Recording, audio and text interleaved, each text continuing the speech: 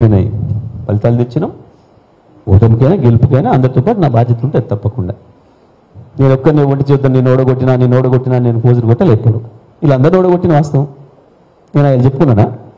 John రెడ్డిని ఓడగొట్టినా, వెంకరెడ్డిని ఓడగొట్టినా, రాజగోపాల్ని ఓడగొట్టినా నేను మాట్లాడిన ఎప్పుడన్నా? ఒక్కసారి నా నోటించి విన్నారా మీరు? కాబట్టి ఒక్కరని చేస్తే కాదు, ఏదైనా సమిష్టిగా ఉంటుంది, పార్టీ బాధ్యత ఉంటుంది.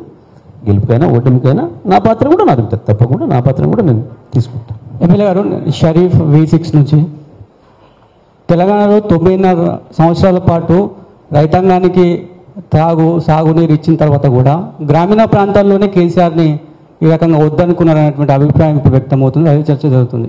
నెంబర్ 1 చర్చ ఎందుకు జరిగింది? నిజం అది.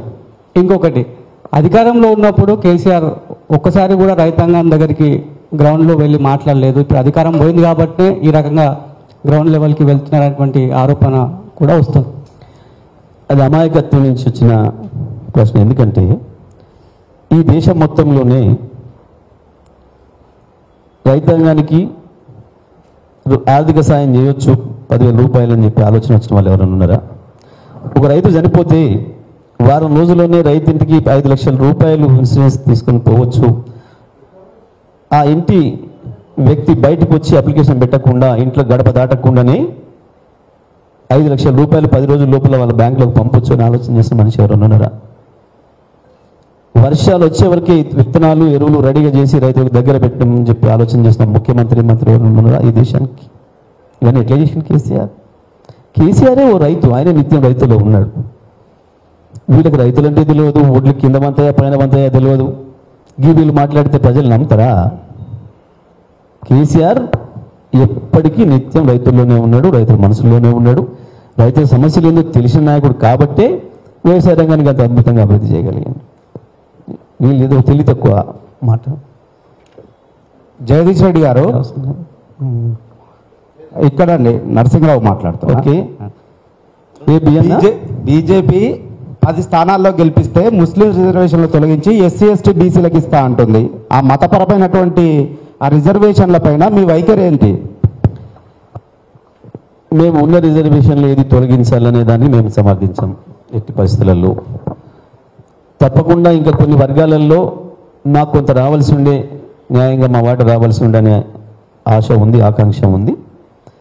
వాటికి సంబంధించి ఏం చేయాలనే విషయంలో మా పార్టీ వైఖరిని గతంలో చెప్పినాం, శాసనసభలో కూడా తీర్మానం చేసినాం. దానిపైన మేము ఇప్పటికీ దాని మీద కట్టుబడి ఉన్నాం తప్ప బీజేపీ వేసే డ్రామాలలో, బీజేపీ చెప్పే అబద్ధాలలో ఎటువంటి నీతి ఉందో మనకు తెలుసు.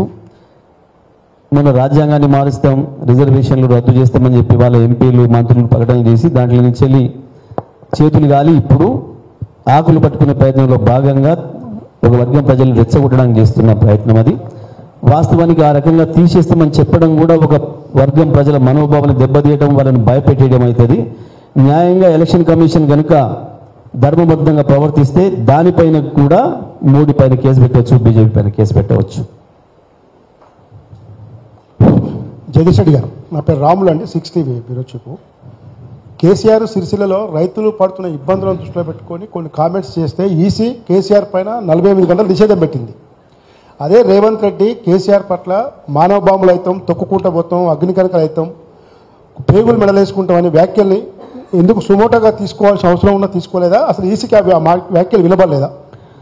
సుమోటోగా అనేది పక్కన పెట్టండి. మేము కాంప్లైంట్స్ చేసినాం, ఇప్పటికి 26-27 పైన కాంప్లైంట్స్ చేసినాం. అందులో వాస్తవానికి చెప్పాలంటే ప్రతి వర్డ్ జేబులో కత్తెరి ఉంది, పేగులు కత్తెరిస్తా అనే పదానికి కానీ, నీ కనుగుడ్లు బీకి గోళీలు ఆడుకుంటా అనే పదానికి కానీ, మానవ బొమ్మనైతా అనే పదానికి కానీ ఎన్నికలలో శాశ్వతంగా నిషేధం పెట్టవచ్చు ఈజీగా కనుక్కుంటే. అంత తీవ్రమైన పదాలు అవి. అయినా చేస్తలేదు అంటే మోడీ గారి ఆశీస్సులు ఉన్నాయి కాబట్టి రేవంత్ రెడ్డికి చేయటం లేదు. ఎన్నికల కమిషన్ భయపడుతుంది ఆయన ముట్టుకోవడానికి. It's very clear. మోడీ చేసిన వాక్యాలు. శ్రీరాముని ఎట్లా మాట్లాడతారండి ఎన్నికలలో? శ్రీరాముని 100 సార్లు వాడుతున్నారు, స్వయంగా బీజేపీ అగ్రనాయకులు వాడుతున్నారు. వాస్తవానికి ఆ పార్టీ పైన నిషేధం పెట్టవచ్చు. ఎన్నికల్లో పోటీ చేయకుండా నిషేధం పెట్టగలిగినంత తీవ్రమైన వ్యాఖ్యలు అవన్నీ కూడా. మనకు తెలుసు ఈ రాష్ట్రంలో రాజ్యాంగ వ్యవస్థలన్నీ వారి చేతులకు తీసుకున్నారు. ఇవాళ రాజ్యాంగ వ్యతిరేక పరిపాలన, చట్ట వ్యతిరేక పరిపాలన జరుగుతుంది ఈ దేశంలో అనే విషయంలో సందేహం ఏం లేదు. సార్ సైదులు అండి బిగ్ టీవీ. గ్రావిటీ ద్వారాగా ఎస్ఎల్బిసి ద్వారా 3 లక్షల ఎకరాలకు సాగునీరు అందించే అవకాశం ఉన్నది. 10 ఏళ్ల పాటు మీరు అధికారంలో ఉన్నారు, నల్గొండ జిల్లాకి మంత్రిగా కూడా పనిచేశారు. ఒక్క రూపాయి కూడా ఖర్చు చేయలేదని చెప్పేసి కాంగ్రెస్ పార్టీ అంటుంది.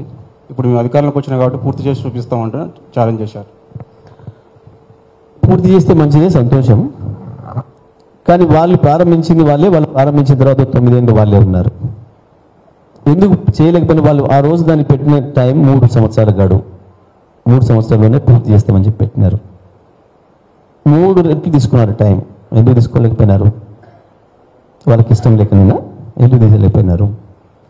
పెట్టిన టెక్నాలజీ అంత చెత్త టెక్నాలజీ, ఒక కుట్రపూరితంగా ఉద్దేశపూరితంగా ఇది కంప్లీట్ కావద్దు, శ్రీశైలం నీళ్లు తెలంగాణకు రావద్దు అని చెప్పి ఆ రోజు రాజశేఖర రెడ్డి గారు దుర్మార్గంగా చేసిపోయిన ప్రయత్నం జరిగింది ఆ రోజు. అది ఆ టెక్నాలజీ ప్రపంచంలో ఎవడు వాడడం లేదు, తెచ్చి ఇక్కడ పెట్టినారు.